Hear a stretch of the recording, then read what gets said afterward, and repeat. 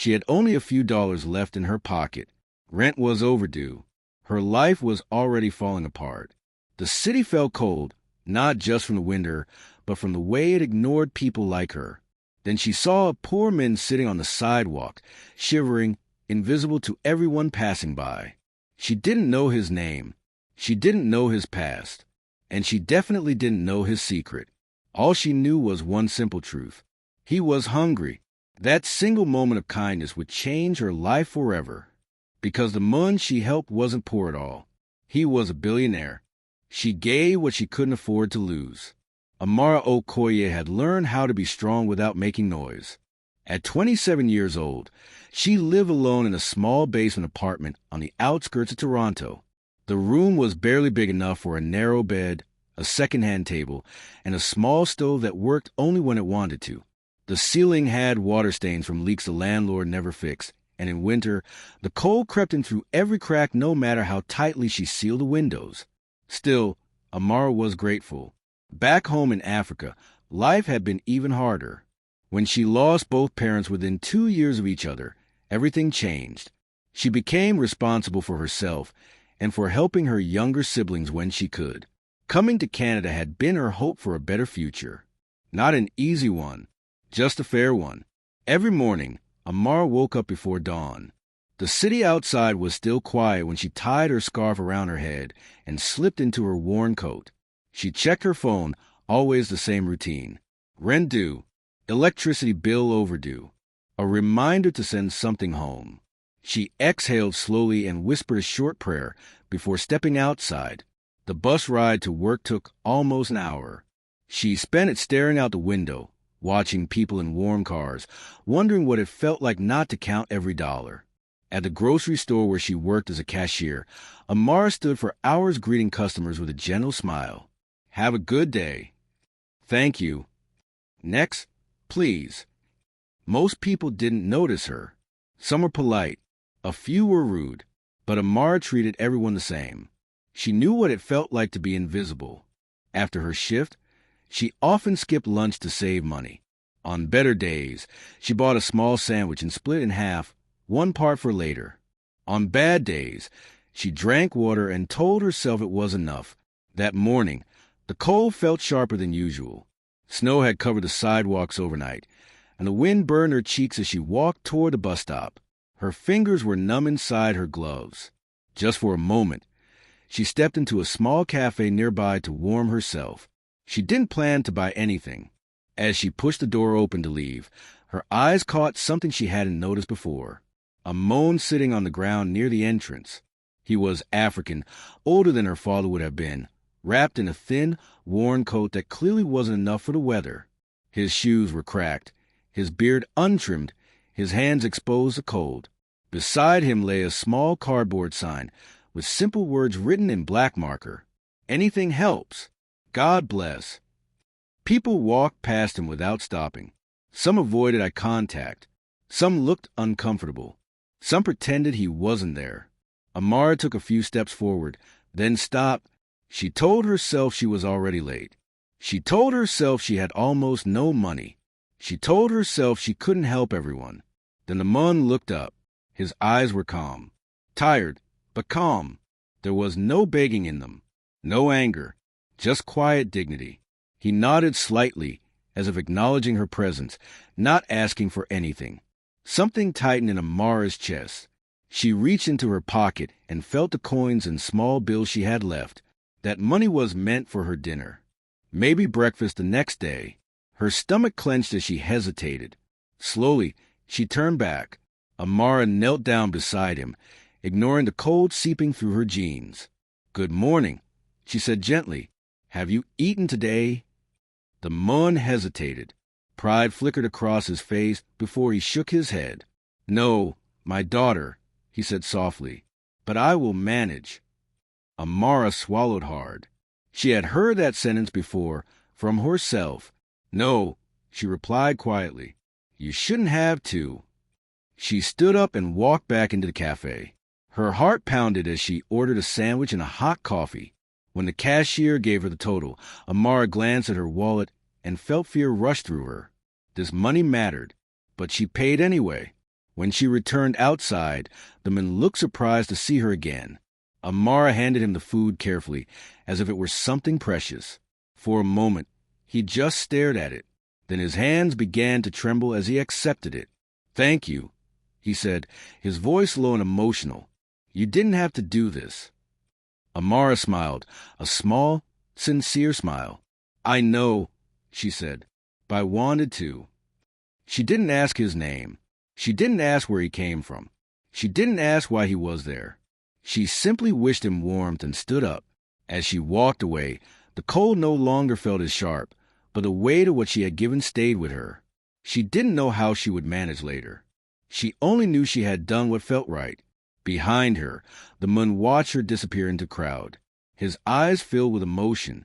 His name was Daniel Adeyemi, a man who owned companies, buildings, and fortunes beyond imagination.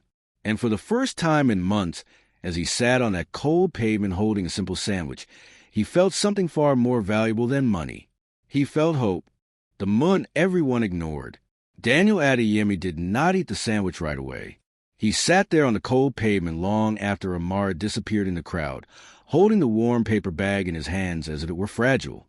The steam from the coffee rose into the icy air, fogging his glasses. Around him, life continued.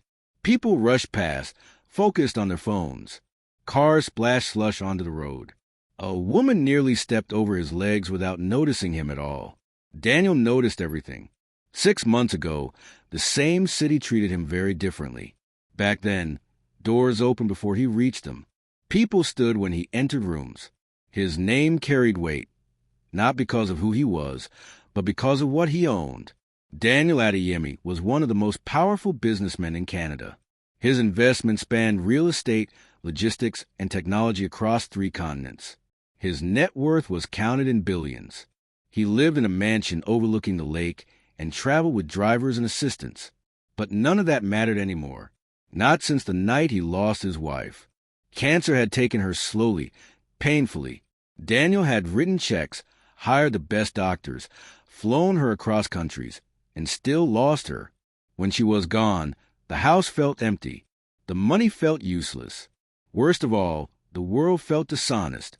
Everyone around him smiled too quickly, praised too loudly, needed something. Daniel began to wonder a dangerous question. If I had nothing, would anyone still see me? So he walked away. He left his mansion. He stopped answering calls. He shaved his beard unevenly, wore old clothes, and stepped into the streets like a stranger in his own city. No one recognized him, and what he saw broke him. People avoided him as if poverty were contagious. Shop owners chased him away. A man once threw a coffee cup at his feet and told him to get a job. Daniel never argued, never explained, never revealed himself. He wanted the truth, and the truth was lonely. Until Amara. She hadn't looked at him with pity. She hadn't treated him like a problem. She had knelt, not above him, not away from him, but beside him. That night, Daniel went back to the small room he rented under a false name. He finally ate the sandwich slowly, thoughtfully, tasting more than food. He slept better than he had in months. The next morning, Daniel returned to the same spot near the cafe. Not because he was hungry, but because he was hoping. When Amara arrived, bundled in her scarf, he felt something unfamiliar, anticipation. She slowed when she saw him again. "You're here early," she said softly. "So are you," Daniel replied with a small smile. She laughed quietly and sat beside him, careful not to let her coat touch the snow. She handed him another coffee. "Just coffee today," she said. "I didn't have time." Daniel accepted it gratefully. "You're already doing more than most." Amara shrugged. "Most people are just busy." They sat in silence for a moment, watching the city wake up. "My name is Amara," she said finally. "Daniel," he replied. She didn't ask his last name. He didn't offer it. From that day on, they talked, not every day, but often, sometimes only for a few minutes, sometimes longer. Amara told him about her work, her long shifts, her family back home. She never complained, but Daniel heard the exhaustion beneath her calm voice. Daniel listened more than he spoke. When he did talk, he chose his words carefully. He never mentioned money, never mentioned business. He spoke like a man who had lost more than he could explain. One morning, Amara arrived with tired eyes. "Long night?" Daniel asked. She nodded. "I cleaned offices until midnight, then couldn't sleep." "Why?" he asked gently. She hesitated. "Sometimes it feels like no matter how hard I work, I'm still standing in the same place." Daniel felt the words hit him deeply. "I understand that feeling," he said quietly. She smiled sadly. "I doubt that."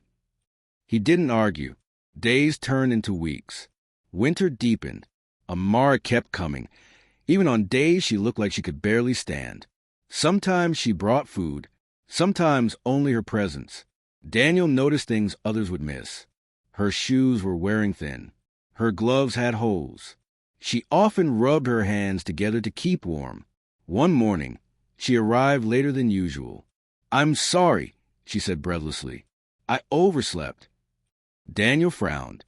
"You look exhausted." She hesitated, then spoke softly. "I might lose my job." His chest tightened. "Why?" "They're cutting staff, and I'm the newest." Daniel looked away, clenching his jaw. He had ended careers with signatures before, changed lives without faces. Now the face was right in front of him. That evening, Daniel sat alone in his room, staring at his phone, a phone that could change everything with one call. But he didn't touch it. This wasn't about power. This was about truth. A few days later, Amara arrived with trembling hands. She sat beside him and stared at the ground. "They let me go today," she said. Daniel felt something break inside him. "I'm sorry," he said, his voice thick. She forced a smile. "It's okay. I'll find something else." But Daniel noticed she didn't bring food that day. Instead, she pulled out a small paper bag. "I saved this," she said, handing it to him. "It's not much." Inside was half a sandwich. Daniel looked at it, then at her. "Amara, why?" he asked. "Why do you keep helping me when you barely have enough for yourself?"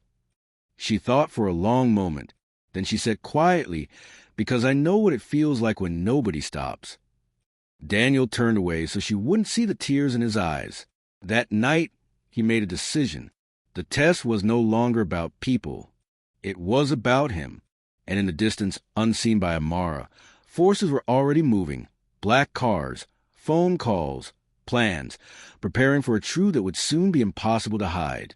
When she had nothing left, the notice came on a gray Tuesday morning. Amara found it taped to her apartment door when she returned from a long night of cleaning offices. Her feet ached, her hands smelled of disinfectant, and all she wanted was sleep. The paper was thin. The words were heavy. Final notice, rent overdue. She stood there for a long time, staring at it, hoping the letters would rearrange themselves into something kinder. They didn't. Inside her apartment, the cold felt sharper than usual. The heater clicked uselessly, refusing to cooperate. Amara sat on the edge of her bed and pressed her palms against her eyes. She had lost her job. Her savings were gone. And now, this. She whispered a prayer, not for money, but for strength. That morning, Amara still went to the cafe. She didn't know why. Maybe it was habit. Maybe it was the only place where she felt seen. Daniel was already there, sitting in his usual spot. He looked up as she approached and immediately sensed something was wrong. "You're quiet today," he said gently. Amara forced a smile. "Just tired." She sat beside him, pulling her coat tighter around her body. The silence between them was heavy. Daniel watched her carefully. He noticed how her hand shook slightly, how her eyes avoided his. "Amara," he said softly, "is everything okay?" She hesitated. Then she nodded. "I'll be fine." But the words didn't convince either of them. That afternoon, Amara went home and began packing. Not because she had a place to go, but because she had no choice. She folded her clothes carefully, placing them into 2 old suitcases. Each item carried a memory: the scar her mother gave her, the jacket she wore to her first interview, the shoes that had carried her through endless shifts. When evening came, there was a knock on her door. The landlord. "You need to be out by tomorrow," he said coldly. "I've waited long enough." Amara nodded silently. She didn't argue. She didn't beg. After he left, she sat on the floor, surrounded by her life in boxes, and allowed herself one quiet moment of tears. The next morning, she returned to the cafe one last time. Daniel noticed immediately. She was carrying a small bag. "Are you traveling?" he asked, trying to sound light. She shook her head. "No, I'm leaving." He felt his chest tighten. "Leaving where?" She shrugged. "I don't know yet." Daniel looked away, struggling to control himself. This was the moment. This was where his test of humanity ended, and where his responsibility began. But before he could speak, Amara reached into her bag and pulled out a wrapped sandwich. She handed it to him. "I made this for you," she said quietly. "I won't be around for a while." Daniel stared at the sandwich. "You need this more than I do," he said firmly. Amara smiled sadly. "So do you." His voice broke. "Amara, you're losing your home." She nodded. "Yes." "Then why?" he whispered. She looked at him, her eyes steady despite the pain. "Because kindness shouldn't depend on comfort." Daniel felt tears roll down his face. He didn't wipe them away. That night, Daniel returned to his room and finally picked up his phone. He made one call, then another. "Find her landlord," he said. "Prepare the cars, and bring my documents." The moan on the street was gone. The billionaire was awake. The next morning, black luxury vehicles lined the street outside the cafe. People stopped, whispered, took photos. Amara stood across the road, frozen. She clutched her bag tightly, fear and confusion battling in her chest. Daniel was not on the pavement. Instead, a tall man in a tailored suit stepped out of one of the cars. He looked straight at her and said, "Miss Okoye, Mr. Daniel Adeyemi, would like to see you." Her heart pounded. "Who?" she asked. Before the man could answer, a familiar voice spoke behind her. "Amara." She turned slowly, and everything she believed about the world began to fall apart. The truth she never expected. Amara's heart pounded so loudly she could barely hear anything else. The street that was usually quiet in the early morning was suddenly filled with black luxury cars. Their engines hummed softly, polished surfaces reflecting the gray winter sky. People gathered on the sidewalks, whispering, pointing, pulling out their phones. Amara stood frozen across the street, her small travel bag clutched tightly in her hand. This didn't belong to her world. A tall man in a tailored suit approached her slowly, careful not to startle her. "Miss Okoye," he said respectfully, "Mr. Daniel Adeyemi would like to speak with you." Her mouth went dry. "Who is Mr. Adeyemi?" she asked. Before the man could answer, a familiar voice cut through the noise. "Amara." She turned. The man walking toward her looked nothing like the one she knew. His beard was neatly trimmed. His hair was clean and styled. He wore a dark tailored suit that fit him perfectly. His posture was confident, steady, the posture of someone used to being listened to. For a moment, Amara didn't recognize him. Then she saw his eyes. Her breath caught in her throat. "Daniel," she whispered. He stopped a few steps away, giving her space. "Yes." Her knees weakened. You were... She couldn't finish the sentence. "The man you helped," Daniel said softly. The world seemed to tilt. "You lied to me," she said, her voice shaking. Daniel shook his head slowly. "I hid the truth. There's a difference." She stared at him, anger and confusion flooding her chest. "Why? Why would you pretend to be poor?" Daniel took a deep breath. "Because I needed to know who people were when they thought I had nothing." He told her everything.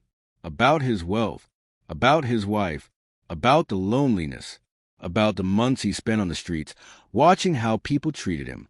"And then there was you," he said quietly. "You never asked who I was. You never treated me like a problem. You treated me like a person." Tears streamed down Amara's face. "I didn't do it for money," she said firmly. I didn't know. I know, Daniel replied. That's why this matters. He gestured toward the cars. I didn't bring these to impress you, he said. I brought them because you're about to lose your home. Her chest tightened. How do you know that? Because I pay attention, he answered. Daniel explained that he had spoken to her landlord. The eviction was canceled. Her rent was paid, not just for now, but for the year. Amara shook her head. No, I can't accept this. Daniel's voice remained calm. This isn't charity. This is fairness. She looked down at her worn shoes, her shaking hands. I don't want to owe you anything. You don't, Daniel said gently. You already paid me, with kindness. People around them watched in stunned silence. A woman whispered, Is that really him? Someone else said, That's Daniel Adeyemi. The name carried weight. Amara finally understood. The poor Mun she fed, the lonely Mun she listened to, the Mun she treated with dignity. He was one of the richest men in the country. Daniel stepped closer, lowering his voice. I want to offer you a job, he said. She looked up sharply. A job? Yes, not as a favor, not as pity. I have a foundation that helps people who live invisible lives. I want you there because you see them.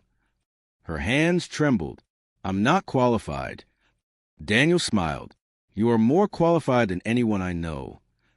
Silence fell between them. Amara looked around at the cars, the people, the Mun she thought she knew, and felt overwhelmed. Finally, she nodded slowly. I'll accept, she said, but only if I can help others the way I helped you. Daniel's eyes shone. That's exactly why I chose you. As she stepped into one of the cars, Amara looked back at the cafe, the place where everything began. She didn't feel rich. She felt responsible. And Daniel knew, in that moment, that the greatest investment he had ever made wasn't in buildings or companies. It was in a woman who chose kindness when she had nothing. What kindness truly builds. 2 years later, Amara Okoye stood on a stage she never imagined she would see in her lifetime. Behind her, a large screen displayed images of shelters, job training centers, and food programs across the city. In front of her sat hundreds of people, donors, volunteers, community leaders, all listening quietly. Amara took a breath. She still wore simple clothes, still spoke gently, still carried herself with humility. Wealth had not changed her. Purpose had. When I first arrived in this country, she began, I thought success meant survival. Paying rent, sending money home, making it through another day. She paused, remembering the cold pavement, the cardboard sign, the half sandwich. But I learned something important, she continued. Real success is seeing someone when the world refuses to. The audience listened in silence. Amara had become the director of Daniel Adeyemi's foundation, not because of charity, but because of trust. She worked long hours again, but this time with hope. She helped immigrants find work, helped the homeless regain dignity, and made sure no one felt invisible the way Daniel once had. Daniel sat in the front row, older now, quieter, watching her with pride. After the event, as the room slowly emptied, Daniel handed Amara a sealed envelope. Open it later, he said softly. That night, alone in her apartment, a small but warm place filled with light, Amara opened the letter. It was written in Daniel's familiar handwriting. You never saw a billionaire or a beggar. You saw a human being, and in doing so, you reminded me who I was. The letter continued. Money can build cities, but kindness builds souls. Everything I leave behind that matters carries your fingerprints. Daniel passed away peacefully months later. At his memorial, there were no speeches about wealth, no lists of accomplishments, only stories from people who had once been ignored, unseen, and forgotten. Amara stood quietly among them, holding the scar her mother had given her years ago. She smiled through her tears, because she understood now. Kindness does not announce itself. It doesn't wait for comfort. It doesn't ask who someone is. It simply chooses to act. Ending moral lesson, very important. Never measure a person by their appearance. and never measure your kindness by your comfort. The smallest act of compassion, done without expecting anything in return, can change lives in ways money never will. Because you never know who someone truly is, and you never know how deeply your kindness will matter.